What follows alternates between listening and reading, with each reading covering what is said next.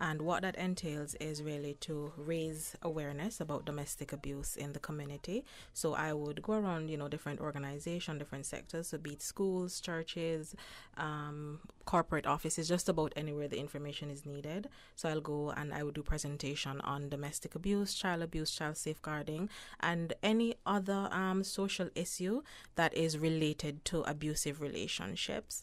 I also run our aftercare program. Now, what that is, we have a 24-hour shelter and also a crisis line. So when the women and children when they've left the shelter, I provide a continuum of followed up support to them to help them, just to navigate and to reintegrate in society. I know you touched a little bit on what I'm about to ask, but could you elaborate more on what the Crisis Center does exactly? All right. So our mandate is to provide support and services to all persons affected by domestic abuse, and all persons include women, men, and children. Presently, we're only able to provide shelter for women and their children, but men also, they access support at our walk-in center.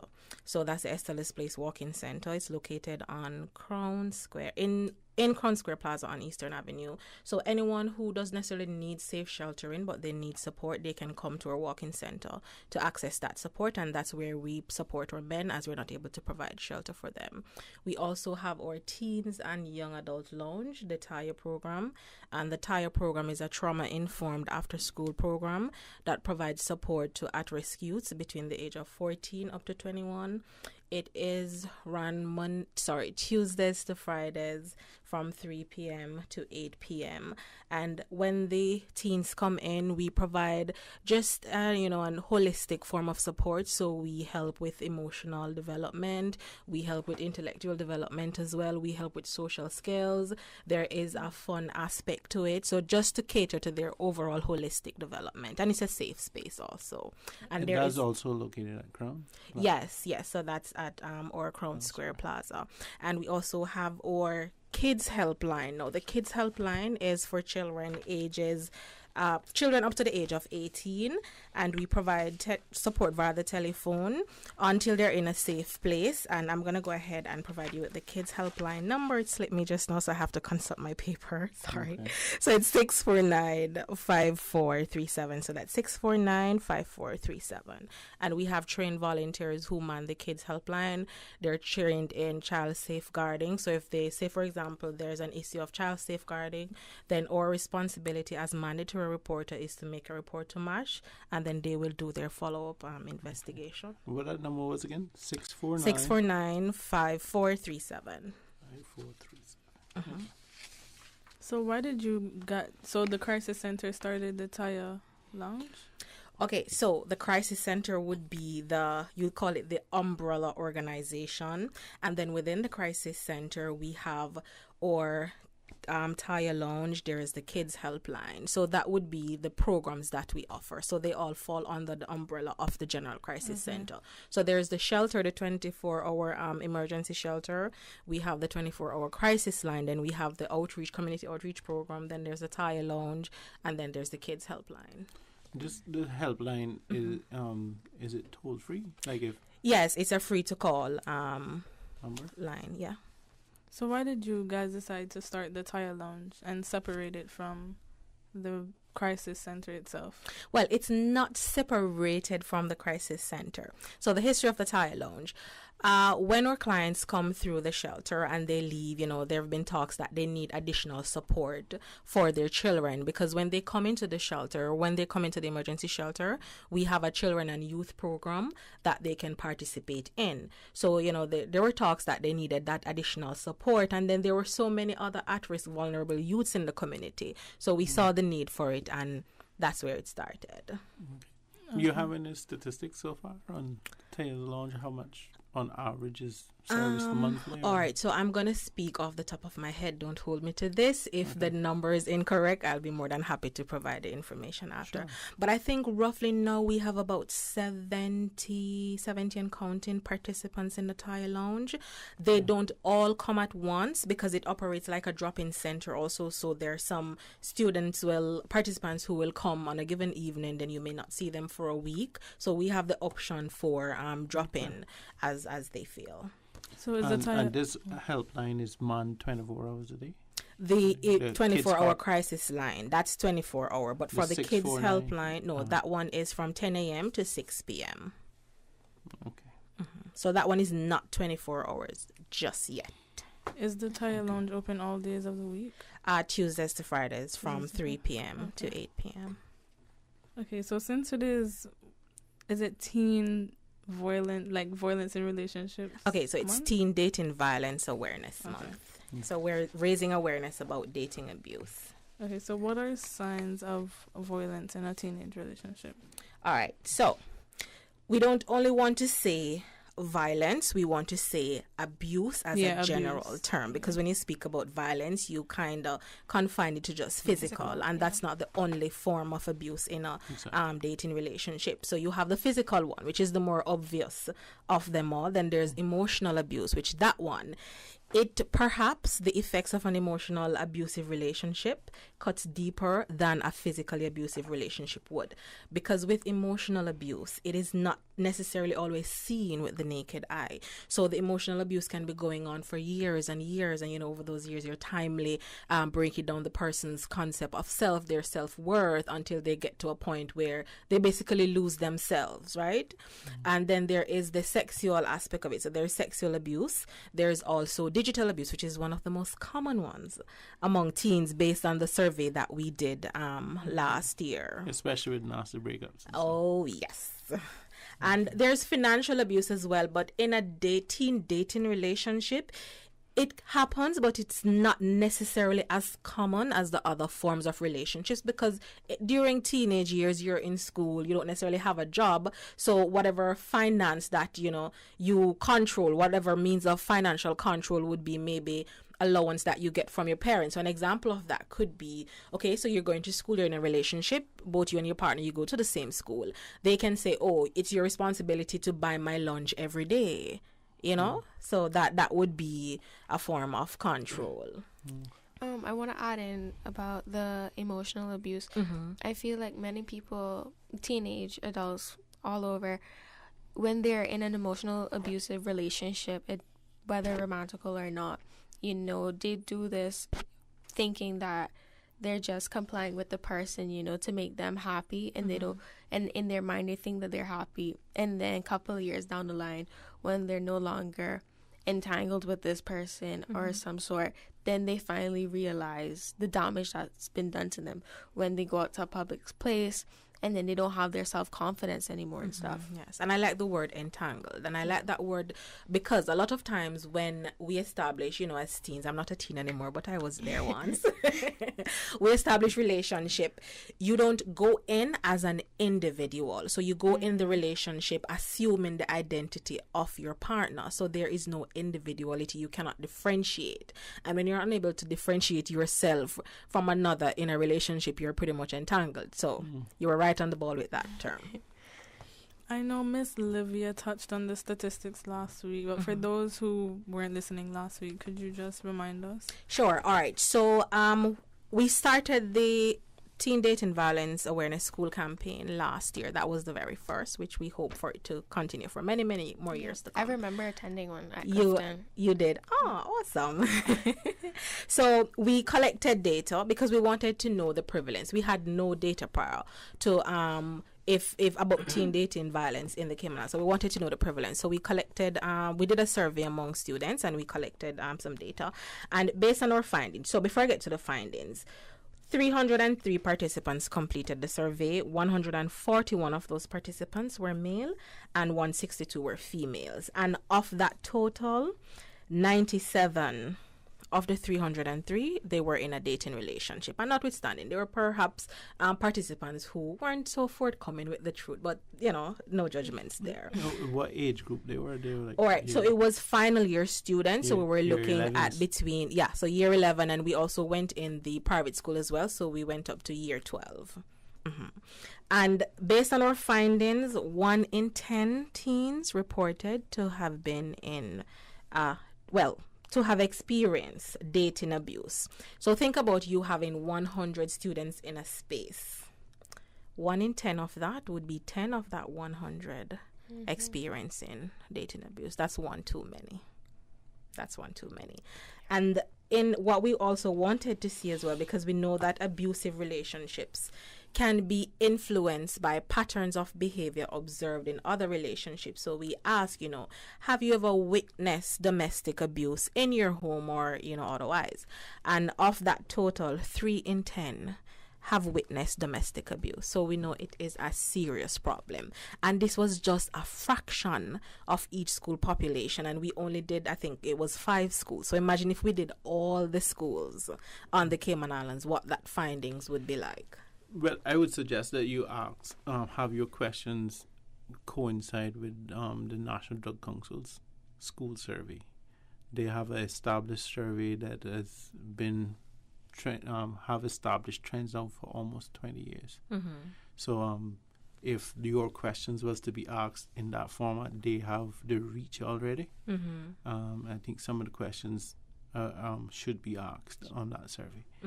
It's not only about drug use, but it's a way of using a tool that's already has the frequency of every other year. And I think their survey was done in 2020. So I think 2022 this year would be their next run at it. But it wouldn't coincide with yours at this time because you did yours last year in 2021. But if the conversation could be had, which I will make sure it is had, that youth-related research as all together in one spot, it would be really great that the findings of your study has a broader scope. Has a broader reach, Yeah, I completed one of the surveys last week. They came into the school. They sent it out last week. And it did touch domestic violence. This is NDC survey? It touched domestic violence and what we see at home and stuff like that.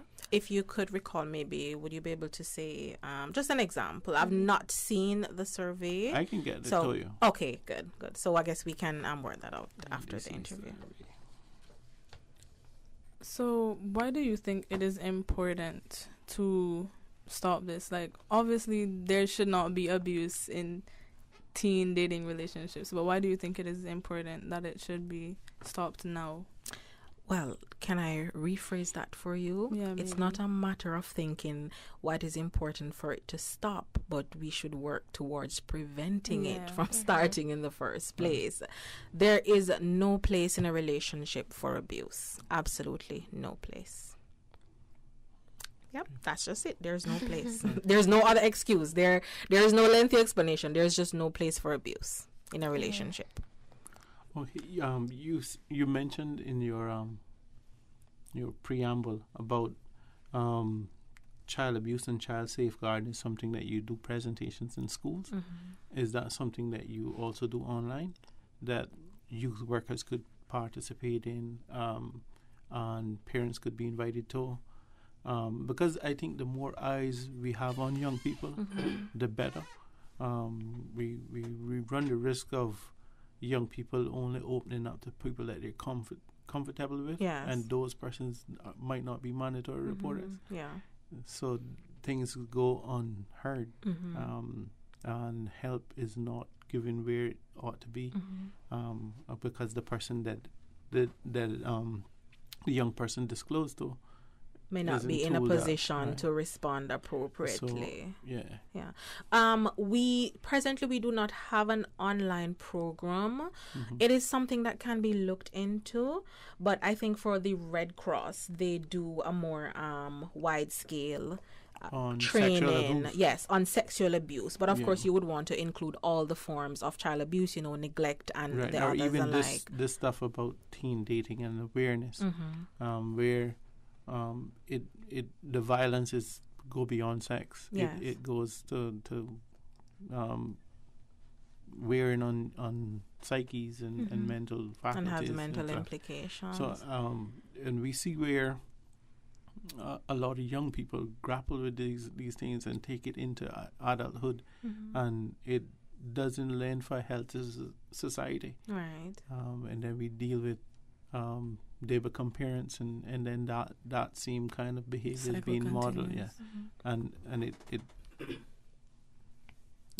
that cycle needs to stop. And this is it too, especially with the teen dating abuse. What we want to do is to intervene now, because statistics have shown, I can't give you the exact figures now, but when there is dating abuse early on, in your teenage years, if there is no intervention, then what will happen is that you will take that same approach to relationship, those same toxic relationships, you'll take it into adulthood. And this is where you see the numbers in domestic abusive relationships keep climbing. But it's some of the domestic abusive relationship, they start in adulthood, but it really started from the teenage years. There's no intervention, there's nobody to show you otherwise, to show you or to model what healthy relationships are, and so you go on thinking that this is it, and in adult years it continues, and sometimes that's when it escalates the most. Also, I feel like many people who have gone from like a toxic relationship and then in their adulthood years experience a healthy relationship, because of the healthiness of the relationship, they don't recognize it, and then in their mind they're like, this is unfamiliar territory. So this is I'm accustomed to being abused, I'm accustomed to being disrespected. So if I find someone who is going to respect me, who is going to value me, then something ought to be wrong with this person. This is not normal, because this is not what I know. I know, being spoken to in an unpleasant, disrespectful manner, and we see it a lot. It's called being programmed. Yeah, and it goes to culture too, culture. There are so many gaps in our culture that allows, for that kind of a behavior to continue. Would you be willing to work alongside the Youth Services Unit in developing online awareness campaigns? Certainly. It's an opportunity for us to have a greater reach, so certainly. Because it needs to happen. And with the pandemic, it makes it difficult to have face-to-face interactions and to include a large group. I mean, even if we have face-to-face, it will have to be limited There's to 100. There's the limitations, or if we do it outside, 250. And then you don't really get the impact that you should really have. Want. But might I add too, our presentations now, which of course we could incorporate in your program, but we not only cater to schools. So last year I have done churches, because that's a very key population. So the youth group at churches. I've done churches, and as I said, just about wherever the information is needed, we are there. And one of the things that we want to start focusing on. So it's good to be bringing awareness to teens, but we also want to reach the parents, the guardians, because they too play an integral role in that cycle, and also to ending the cycle, because a lot of times they don't know. And if you don't know, I always say, if you don't know, then you cannot respond to something because you just don't know. So they are a key demographic that we want to reach as well. Okay. All right, because the unit is about to have a conversation with Commonwealth Secretariat. We're supposed to meet tomorrow morning, where we will be discussing the theme around Commonwealth Youth Work Week, which is held in November. And this is one of the issues that we hold dearly as the Youth Services Unit, which is youth mental health and youth mental wellness, on how to promote wellness. And so I will check in to see if it's a possibility, if it's something that we could offer as training to youth workers, not only within the Cayman Islands, not only within the region, but within the Commonwealth. Yes. That we could prepare something from the Cayman Islands to offer that at that training session. So we'll be careful to trying to craft who our presenters would be. Yes. And work towards, because there's a lot of professionals in the Commonwealth that could also add into the series, and we're probably looking at having like 2 or 3 weekends to start and to end the Commonwealth Youth Work Week. Yeah, that sounds good. And I'm, just thinking it would be an impactful partnership. So it's something that we would definitely be honored to be a part of. Okay. I was hoping Livia would be here because... Well, I speak for Livia as well, so... Yeah, because, I mean, the impact of interacting with youth, at-risk youth at Tea's Lounge would be of value So we'll have to have discussions. And I mean, if you have the time to spare, you could always visit us at the Tire Lounge just to have a tour, to interact with the program to see what it is and what our offerings are. Because it's a little different hearing about it and seeing it in action. Yeah. Well, I'll probably stop by tomorrow. Sure, that sounds good. It's from Tuesday until Friday. Tuesdays to Fridays from 3 to 8. So we don't have a youth assembly meeting tomorrow. So. Okay. But that's also online.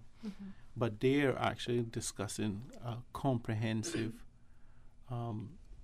sex education in schools. Yes. That is their issue. So it ties right into a lot of what we're discussing and the fallout of when things are not in place. Yes.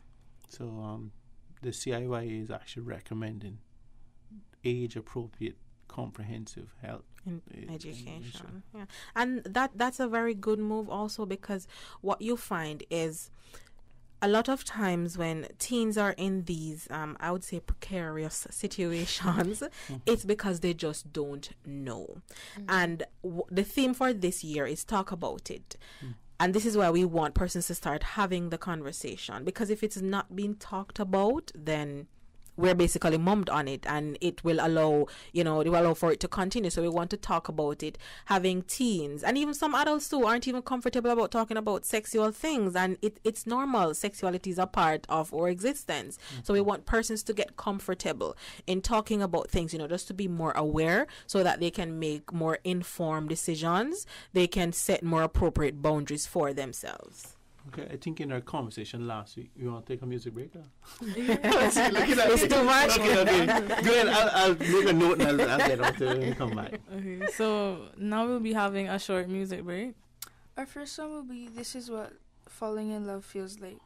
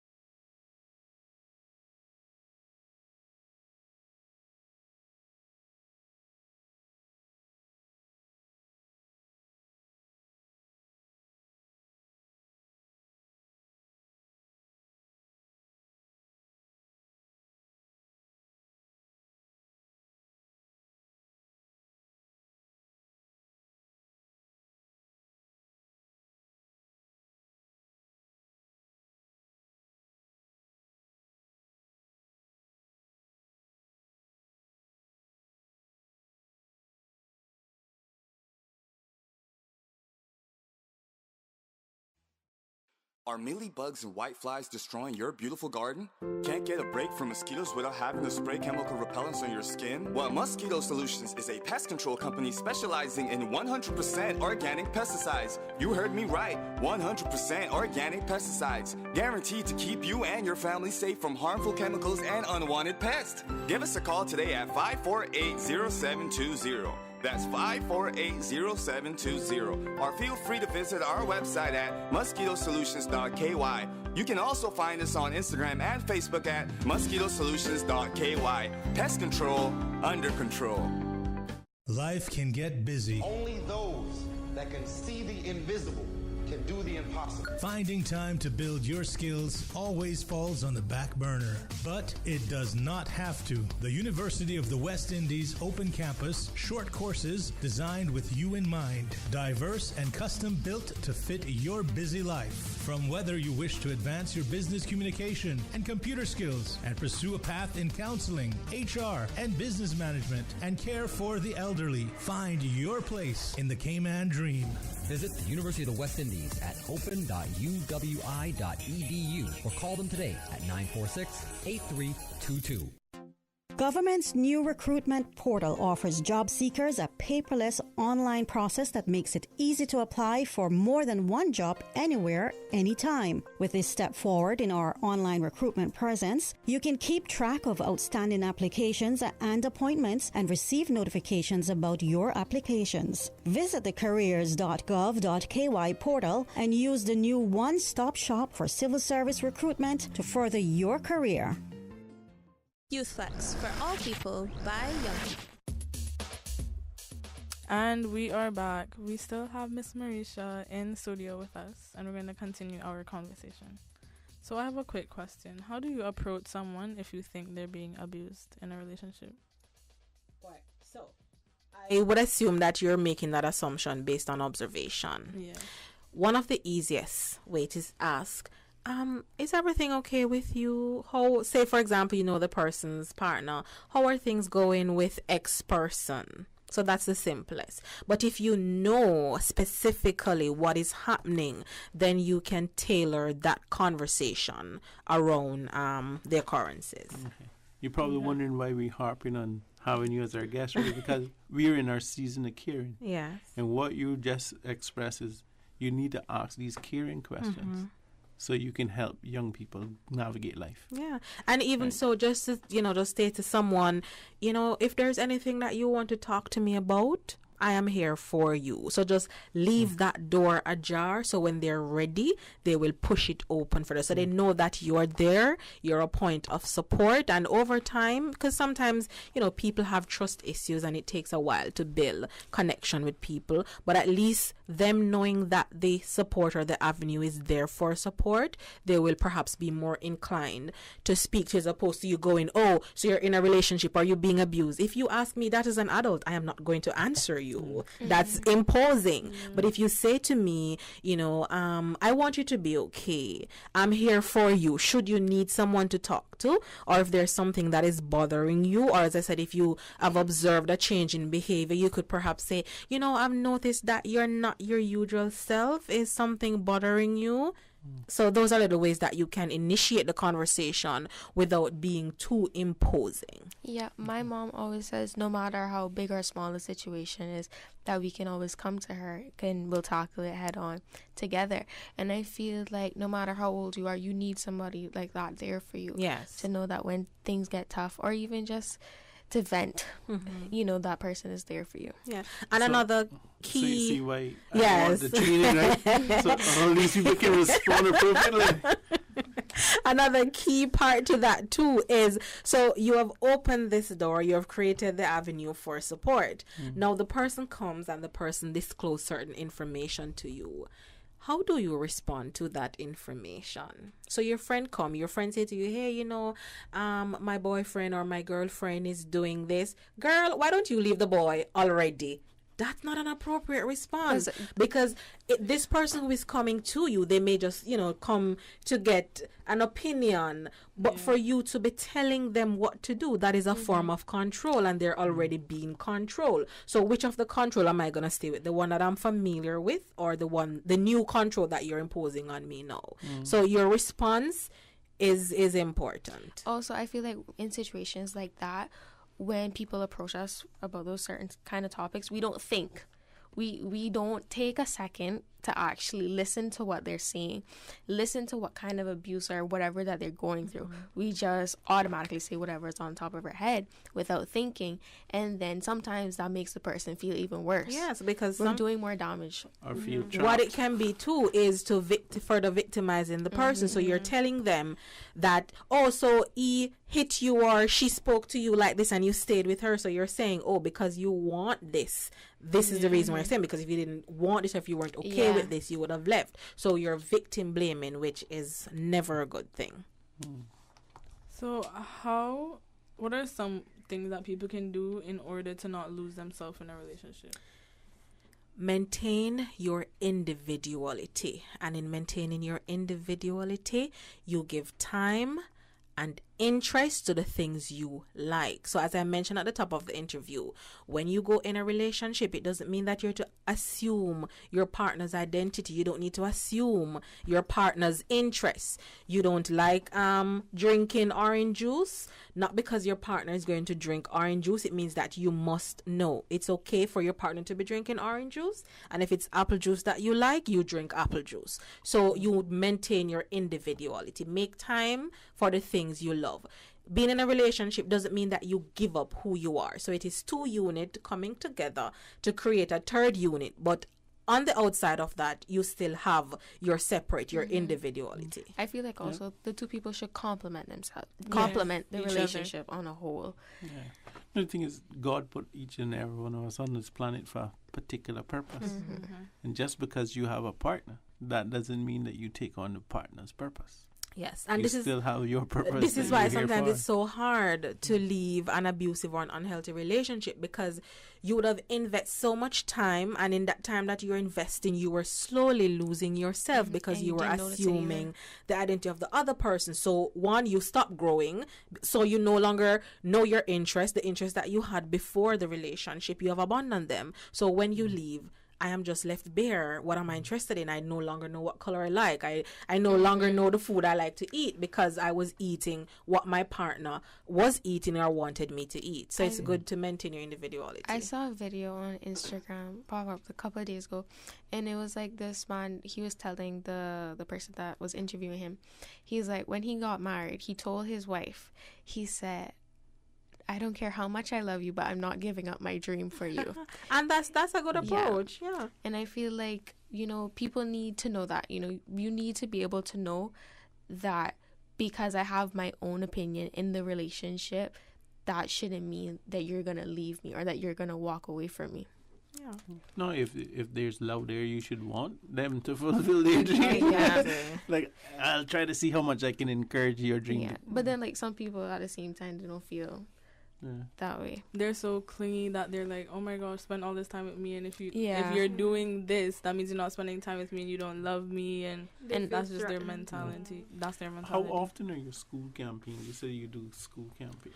All right, so we started in February, and we wanted to, based on the movement now, the Teen Dating Violence Awareness Month, because that's what February is. So most of it is in February, but we're always open to going beyond that. So as I said, whenever the information is needed, we are there. And in all honesty, we don't always want to just limit it to the month of February, because this is an issue that, is occurring all year round. Exactly. So it's good if we were talking about it, if we were doing these awareness right throughout the year, and then in February now, we would heighten that level of awareness, that level of public education.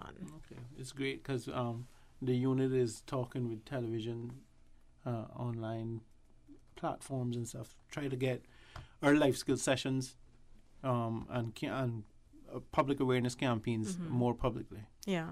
And we would really like to do it with partners. Yes. So we don't have to be the know-it-alls on every subject. And we're happy to partner with you. There you go.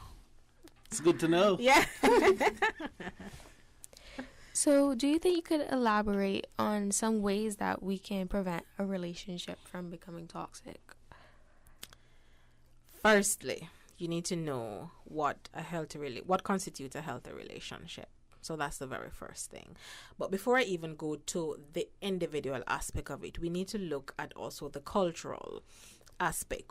What are our beliefs from a cultural perspective? What are the behaviors that we're modeling? Because children, teens, they learn from modeled behavior. So what I see you do is what I do. So at home, that's where you first start to socialize. And that is the greatest impact. So if I'm coming from a home where healthy relationships aren't modeled, then naturally, if there's no intervention, then the same patterns of behavior that I've been observing, those are the same patterns of behavior that I will be repeating. So even though reaching out to the youths is a key part of it, reaching to the parents, reaching the homes as a whole, that is a very big part of it. And it all starts with education. And there are different ways in which you can educate people on things. It doesn't necessarily have to be just talking. And we know that the greatest form of learning is to observe. So it's just like you have a baby. They do what they see you do. That's true. Yeah. So reaching the home, that's the greatest part of it. And even with our domestic violence awareness campaign, that is a very important aspect, because then we are not only identifying what domestic abuse is, but we're also teaching these adults about healthy relationship, with the hope that they will go home and, start over time, because we know things take time. And if you've spent years in an unhealthy relationship, then being respected and being valued is going to feel weird, as you mentioned early on. So we're patient. We know it takes time. It won't happen overnight. But reaching the homes, that is the greatest aspect of it. And even if you can't get to the homes, within the other community entities, so the schools, the church, if we can re-emphasize, this kind of information, then we're also creating a change in the minds of these youth. Because guess what? What I see at school, or what they're telling me at school, it is contrary to what I'm seeing at home. At home, the behaviors that I'm seeing is causing sadness, is causing pain. So something is not right. So which is it then? And naturally, you're going to start clinging to the one that seemed to bring more happiness, where there's more respect and equality. So what are characteristics of a healthy relationship? Okay, so I'll go through a list of them for you. I mean, there's so many I can, but because I talk so much and I'll go on and on and on, so I want to condense. All right, so the first one is a healthy relationship. It goes at a comfortable pace. So it's not one partner telling, oh, I want to go to second base while you're still in the first base stand. So you both have to be on the same page. Nobody needs to be forcing anyone, or trying to move the relationship along. So I met you in a week. I met you on Monday, and by Friday you're telling me, oh, I'm so in love with you. Nope. Big red flag right That's there. a big red flag. No. I just met you on Monday, right? Even if you're telling me that you love me within 6 months, I'm still gonna have my eye raised, because no, that's just too soon, right? So the next one is trust. This is important. If you're in a relationship and you don't trust someone, you do not belong in that relationship. Respect. Respecting people for who they are, respecting people's values, respecting that the other person is their own individual and they don't necessarily have to subscribe to your belief or to do what you want them to do. That is a big one. Respect. There's also independence, which ties into your individuality. So in a relationship, you should be allowed to be you. Being in a relationship doesn't take away from the individual you are. You have your own interests. You have your own liking. So you should be able to exercise that. If you see where it is that if you be yourself, then it's a problem for the other person, then that is a big no-no.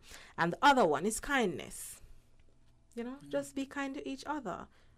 Being mean, there is no love in being mean, being unkind to other people. So you need to be kind, and you must be having fun.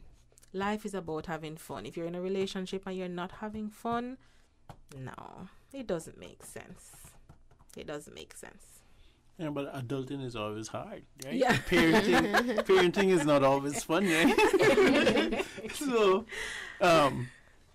there's always moments where, life comes at you. Yeah, and it comes at you fast too. And it's not fun. Yeah. And even though you're in a relationship, it's difficult to smile through some of the hard places. Yes, and that's true. We do have hard times. But if along with not having fun in that moment, because there could be other circumstances where you're not having fun, and then fun too, fun is contextual. What is fun for you versus what is fun for someone else? But if there's no fun and all the other characteristics are missing, then that is a big red flag. That's a call for concern. Right.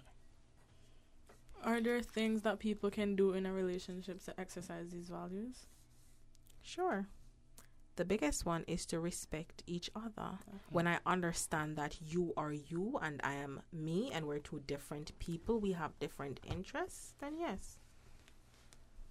And we're equality. So there's no imbalance of power and control. We're both on the same page. So if today I get to make a decision about something, then tomorrow you get to make a decision about the same thing. So it's not just one person having all that power and that, control. So once there is an imbalance of the power and control dynamics, then it's not healthy. Yeah, it's not healthy. Dip. Take a run. Red flag. Run with it. So we are in our season of caring. Who or what do you care about? Can I say I care about the human race? But to narrow it down, I care about my son. I have almost 6-year-old going on 60. Okay. I care about him. I care about my family. Yeah. And just, people. I care about people. I want to make this world a better place for everyone so that we can all live, in a healthy and safe environment. Cool. So what do you care about? Yeah, put it back on you. What do you care about? I care about God, my family, my friends. Awesome. Do you have any final comments or shout-outs? Yes. So final comment. If you are in an unhealthy or abusive relationship, I want persons to know that you're not alone. There is support available. Nobody deserves to be abused. We all deserve healthy relationships. For shout outs, I want to say they can call the hotline. Right? Yes, and you can always call into our kids helpline, and I'm gonna go ahead and give the kids helpline number again. So it is 649. So he's racing me to it. 5437. 649 5437. Yes, and I want to give shout out to the Crisis Center. We are doing, I'm going to toot our horn. We are doing an awesome work in the community. The services that we offer, it is well needed. And we will endeavor, just to continue to offer that support, that place of safety. So those persons who are going through abuse, just to know that we're there for you. And shout out to my team, Anya, Caroline, everybody, Olivia, everybody. What do you think is stopping the kids helpline from being a 24-hour thing? Because I tell you what, from time to time, calls are being had way past the 6 p.m. Yes, and that's true. Late into the evening, young people are in distress. Yeah. Well, at this time, I can't give you a definite answer, but what I can tell you is that we're working to improve our services. Okay. So you just never know. Maybe a few months down the line, it may become a 24-hour helpline. But we've also established a partnership with the Alex Panton Foundation. Okay. So we're working together. That is still in the works. It has not been finalized fully. So we're still working on that. So just keep listening, and the information will be released in short order. But we have partnered with the Alex Panton Foundation. Okay. You have anything else to say, Mr. Jamo? No, I think I good. I would have discussed the penal code stuff because a lot of this is kind of tying into that as well, with incest and unnatural acts being amended and stuff. But I see that the lady have to go because we already kept her past our time. And we'll just have a discussion after the music break. Okay, so and thank you so much for having me. It's a pleasure being here, and I'll be a friend of the show, so whenever you just reach out and we'll be here. Okay, thank you so much. Thank you so much. We'll now have another quick music break. Our next song will be Attention by Charlie Puth featuring Kyle.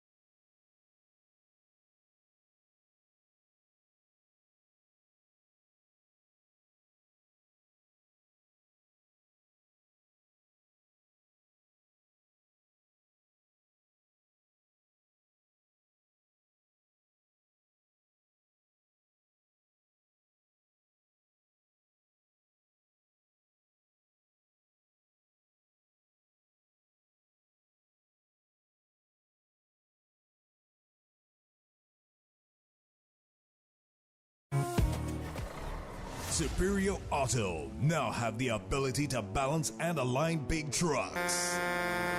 Heavy duty and medium duty wheel alignment and balancing done at Superior Auto. Call 949-9570 or 525-9571. Superior Auto.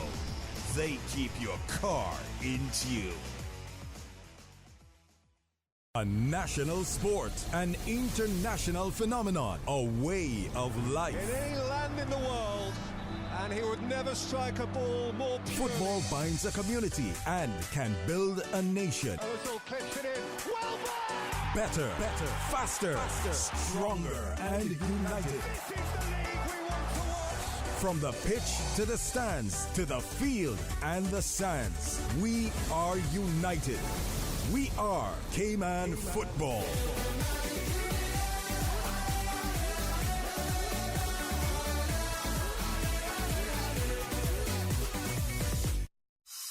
Join the Alex Panton Foundation for our 5th annual Youth Mental Health Symposium, taking place on Saturday, 19th of February from 10 a.m. to 3 p.m., featuring an impressive lineup of speakers and panels discussing our theme, Thriving in Uncertain Times. This year's event will be streamed via the Alex Panton Foundation Facebook page. Visit alexpantonfoundation.ky to learn more. Sponsored in part by Dart, 3T, Burger King, Popeyes, Tower, and Compass Media.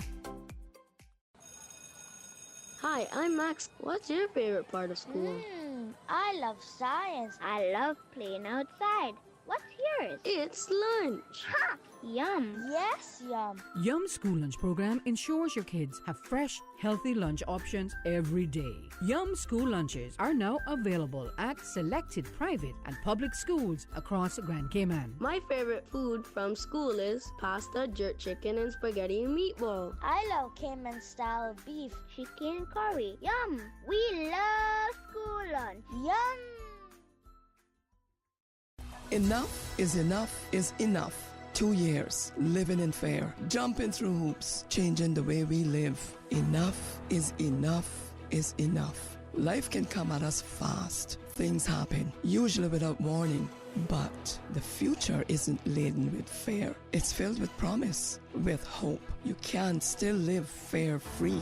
Cayman Insurance Center, protecting you and your family so you can take back your future. The sure way to protect your family. Call Michael Webster at 925-5433. Don't take chances with your family's future or your valuable assets. Call Michael Webster at 925-5433.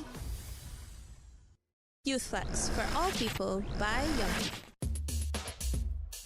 And we are back. So for the remainder of the show, we're just going to touch a little bit on the penal code and our thoughts on what we think should happen. I didn't really get to share much about the penal code with them, but I think we got some of it done last week. Yeah. And they kind of agree with a lot of what is being proposed by the Law Reform Commission. So we kind of have that documented from last week's discussion. But got a lot of information done today. A lot of information shared about what to look for in relationships. What constitutes a healthy relationship, and how to avoid teen dating violence. We got some resource information about Tears Lounge and what they offer, and about the kids helpline. While it's only from 10 in the morning till 6 p.m., it still offers a way for young people to reach out and get help. We'll be working with them to try to make that 24 hours. At least go until like 1 in the morning, because a lot of the calls normally come late at night, around between 11 and 1. That we stage at Youth Services Unit. So this resource would be helpful if there's volunteers manning the helpline at that time. Overall, it was a great show, and also I feel like with the information that we were provided today, it helps to bring a new perspective to on the penal code, to have even more information, because I feel like the more information that you have, the better that you can equip yourself at making a decision and to form your opinion. Well, I look forward to the partnership with them in delivering education and campaigns parents and to the broader community, because I think the more prepared the community is to respond to the needs of each other, and I think this is why this whole season of caring is pitched at this time. We notice that there's a lot of people struggling.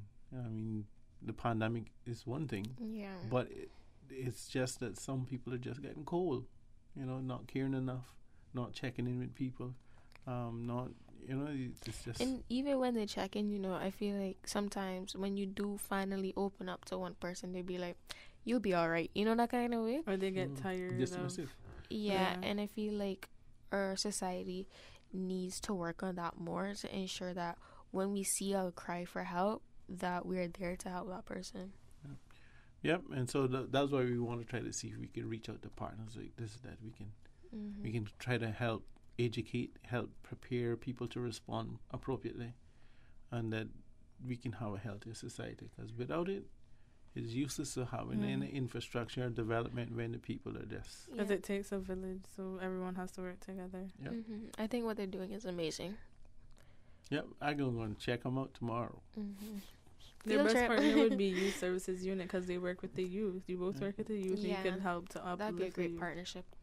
Yeah, but like I say, if we educate the adults who model the behavior that young people emulate, that would be the best place to start. That's how because like we in our discussion we talked about societal norms and expectations, and if people are seeing this is the way we do things, and this is the way we live, move, then young people could follow suit. And majority of our traits that we get as growing up is learned behavior from seeing other people carry it out, and we need to work on that to make sure that when our youth are growing up, that they're learning the right behavior, how to go out into society and make a positive impact instead of bringing someone else down. So that they can repeat the correct behavior. Well, I think we close our final minute now. Yep. So I think we had a good discussion today. It was really great. I think you ladies did yourself well. I think Thank you. I think we had an awesome show of sharing. We look forward to next week. We should have a pastor on to talk about what they do as they care at that level. And I know she touched on churches, and now we'll hear from them next week. So thank you for joining us on UFlex. I'm your host, Deidre, along with my co-host, Jesse. Shout out to our guest, Miss Marisha Spencer. Shout out to Radio Cayman for their work on sounding boards, Mr. Will Sinatra, DJ Lynn, and DJ Silver Fox. Also, shout out to Conrad for the live YouTube feed. Also, special shout out to our YouthFlex crew, Jared Miles on YouthFlex Socials and Community Service, Soraya Ramji, our musical director, was also on our YouthFlex news desk, Mikhail McLaughlin, our promo director, and the 100+ Flex family all over the globe. Thank you to CIFA, Cayman Insurance Center, UE Open Campus, and Mosquito Solutions for sponsoring the Super Jam.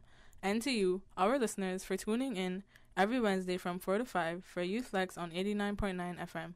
Join us again next Wednesday for YouthFlex's Season of Caring. Until next week, this is your host, Deidre Edwards, reminding you that Jesus loves you. Radio Cayman. Free at last! The only reason I'm standing here today is because somebody, somewhere, stood up when it was risky.